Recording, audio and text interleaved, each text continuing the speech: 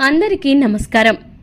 అందరి కోర్కెలు తీర్చేటటువంటి ఆ బోళా శంకరుణ్ణి ఈ 3 సమయాలలో గనక అత్యంత భక్తి శ్రద్ధలతో, నీతి నిజాయితీతో, మీ సంకల్ప బలంతో గనుక పూజించి మీ భక్తులకు ఇంకా మీ యొక్క కోరికలను ఆ పరమశివుడి ముందు ఉంచగలిగితే గనుక ఖచ్చితంగా మీ కోరికలను తీరుస్తాడు. మరి ఏ 3 సమయాలలో శివుణ్ణి భక్తి శ్రద్ధలతో పూజించాలి అనే ఆసక్తికరమైన విషయాలు ఈ రోజు మన వీడియోలో స్పష్టంగా తెలుసుకుందాం. అంతకన్నా ముందు మీరు ఈ వీడియోను చివరి వరకు స్కిప్ చేయకుండా చూసేయండి. మరి సోమవారం అనేది అత్యంత విశేషకరమైన ప్రత్యేకమైన రోజు. ఎందుకంటే ఈ రోజు శివుడికి ఎంతో ప్రీతికరమైన రోజుగా భావిస్తూ ఉంటారు. శివుడు భక్తుల పాలిట కొంగు బంగారంగా ఉంటారు. శివయ్యని నమ్మి కొలిచేటటువంటి భక్తులకు ఎటువంటి వ్యాధులు, దుఃఖాలు, భయాలు ఉండవని నమ్మకం. ఈ కైలాసనాథుణ్ణి ప్రసన్నుడై భక్తులకు కోరిన వరాన్ని అందిస్తాడు.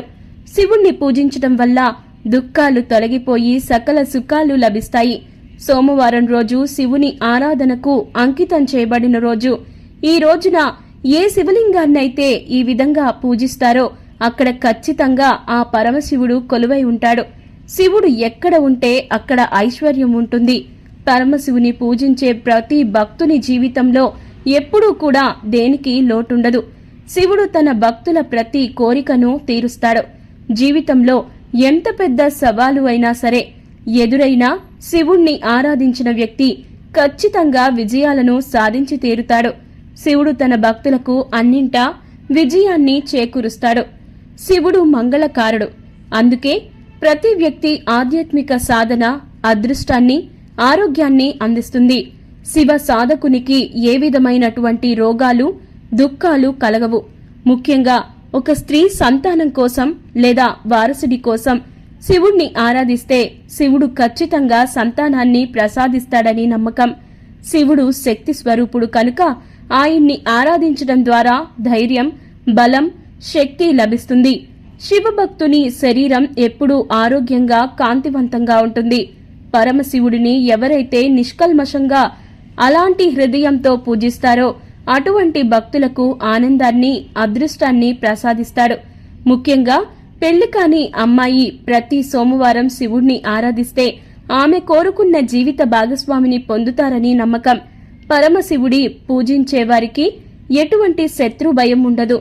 శివుణ్ణి ఆరాధించడం ద్వారా ఒక వ్యక్తి తన శత్రువులపై విజయం సాధించడంలోనూ విజయమవుతారు.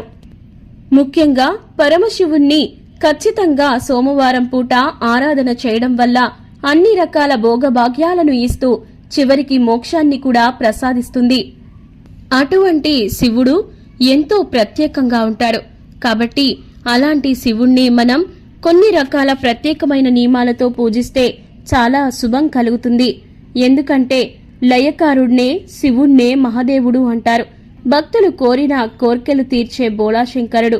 ఖచ్చితంగా శివుణ్ణి సెమి ఆకులతో పూజించడం వల్ల భగవంతుడు త్వరగా ప్రసన్నుడై భక్తులపై తన అనుగ్రహాన్ని కురిపిస్తాడు. జమ్మి ఆకులతో శివుడికి పూజించే సమయంలో కొన్ని నియమాలు ఉంటాయి. అవి ఖచ్చితంగా తెలుసుకోవాలి.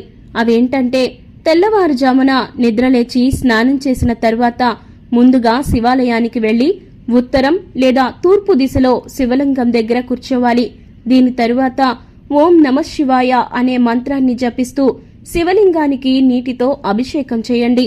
శివుడికి ఎంతో ఇష్టమైన పూలు, బిల్వపత్రాలు, ఉమ్మెత్త, జమ్మి ఆకులను శివలింగానికి సమర్పించండి.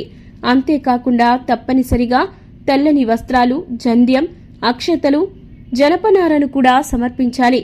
శివలింగానికి జమ్మి ఆకులను సమర్పించేటప్పుడు తాజాగా ఆకులను మాత్రమే ఉపయోగించాలి.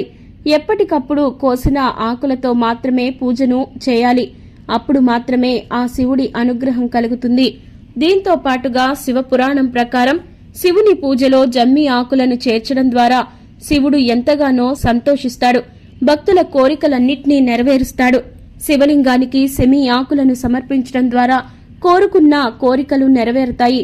జీవితంలో ఎదురయ్యే సమస్యలు తగ్గిపోతాయి. ఉద్యోగం, వ్యాపారాలలో కూడా లాభం ఉంటుంది.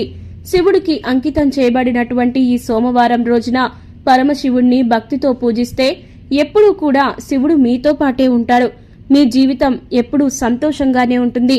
మరి అటువంటి శివుణ్ణి సోమవారం రోజున ఈ 3 సమయాలలో గనక పూజిస్తే మీ జీవితం అత్యంత సంతోషంగా మారుతుంది. ఖచ్చితంగా మీ జీవితంలో ఉన్నత స్థితికి చేరుకుంటారు. అంతేకాకుండా మీ కోరికలన్నీ కూడా ఖచ్చితంగా తీరతాయి. మరి శివుణ్ణి ఏ ఏ సమయాల్లో పూజించాలంటే బ్రహ్మముహూర్తం అనేది ఎంతో పవిత్రంగా ఉంటుంది. ఈ సమయంలో ఆ దేవాది దేవతలందరూ కూడా కొలువై ఉంటారు. వారందరికీ కూడా మనం చెప్పేటటువంటి మన కష్టాలు, బాధలు, అన్ని సంకల్పాలు వారికి చేరతాయి అని నమ్మకం. అందుకే ఖచ్చితంగా బ్రహ్మముహూర్తంలో మీరు శివుణ్ణి గనక సోమవారం పూట పూజించినట్లయితే ఖచ్చితంగా మీ కోరికలన్నీ నెరవేరుతాయి. సాక్షాత్తు ఆ పరమశివుడే మీ కోరికలను వినేంత ఇదిగా ఉంటాడు. ఇక ఆ తర్వాత మరొక సమయం ఏంటంటే మీరు ఉదయాన్నే సోమవారం పూట చక్కగా తలస్నానం చేసి భగవంతుడికి దండం పెట్టుకుంటారు. ఆ సమయం కూడా ఎంతో ప్రత్యేకమనే చెప్పాలి. సూర్యోదయం తర్వాత వచ్చినా పర్వాలేదు, కానీ మీరు ఖచ్చితంగా భక్తి శ్రద్ధలతోనే ఉండాలి. ఖచ్చితంగా సూర్యోదయం తర్వాత కూడా మీరు శివుణ్ణి పూజించవచ్చు. ఈ విధంగా పూజించి మీ కష్టాలు, బాధలు అన్నీ చెప్పుకున్న ఆ బోళాశంకరుడు మీ కష్టాలను ఇంకా మీ నష్టాలను అన్నిటినీ దూరం చేస్తాడు. అంతేకాదు మీ జీవితంలో ఉన్నటువంటి సకల దోషాలు కూడా తొలగిపోతాయి. కాబట్టి ఈ సమయం కూడా ఎంతో ప్రత్యేకం. ఆ తరువాత సూర్యాస్తమయ సమయాన శివ పూజకు దివ్యమైన సమయంగా గోచరిస్తుంటుంది. కాబట్టి రాత్రిపూట అంటే 6 గంటల నుంచి 9 గంటల మధ్య వరకు ఖచ్చితంగా మీరు శివ పూజకు దివ్యమైన సమయంగానే పరిగణించవచ్చు. ఈ సమయంలో గనక ఆ పరమశివుణ్ణి పూజించినట్లయితే ఆయన చూపు ఎప్పుడూ కూడా భక్తుల మీదనే ఉంటుంది.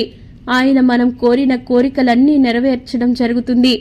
ఆ తరువాత శివుణ్ణి ఈ విధంగా పూజిస్తే గనక ఖచ్చితంగా చాలా శుభయోగం అని చెప్పొచ్చు. మీరు ఎంతగానో ఆశించినటువంటి మీ కష్టాలు, నష్టాలు అన్నీ తొలగిపోయి మీకు ఎన్నో అవకాశాలు మీ ముందుకొస్తాయి. అంతేకాదండి, మీ జీవితంలో ఇప్పటి వరకు పడుతున్నటువంటి కష్టాలన్నింటినీ కూడా మీరు అధిగమించగలుగుతారు. ఆ సోమవారం రోజున ఎంతో విశిష్టత ఉంటుంది. కాబట్టి పరమశివుడికి అత్యంత భక్తి శ్రద్ధలతో మీరు పూజించినట్లయితే మీ కష్టాలన్నీ తొలగిపోతాయి. మీరు చేసే ప్రతి పనిలోనూ విజయవంతమవుతారు. అంతేకాదు అదృష్టం మీకు విపరీతంగా పడుతుంది. అయితే ఈ సోమవారం రోజున మీరు శివుడితో పాటు పార్వతీదేవిని కూడా నమస్కరించుకున్నా మీకు ఎంతో మంచి ఫలితాలు దక్కుతాయి.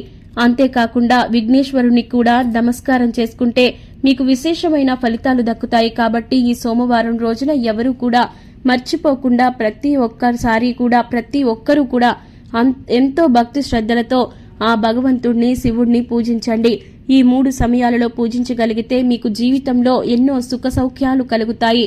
అంతకు మించి శుభ పరిణామాలు కలుగుతాయి. ఇలాంటి మరెన్నో ఇంట్రెస్టింగ్ వీడియోస్ కోసం మా ఛానల్ని సబ్స్క్రైబ్ చేసుకోండి. ఈ వీడియో ఎక్స్ప్లెనేషన్ కనుక మీకు నచ్చినట్లయితే లైక్ చేసి మీ ఫ్రెండ్స్ అండ్ ఫ్యామిలీస్కి షేర్ చేయండి. ధన్యవాదాలు.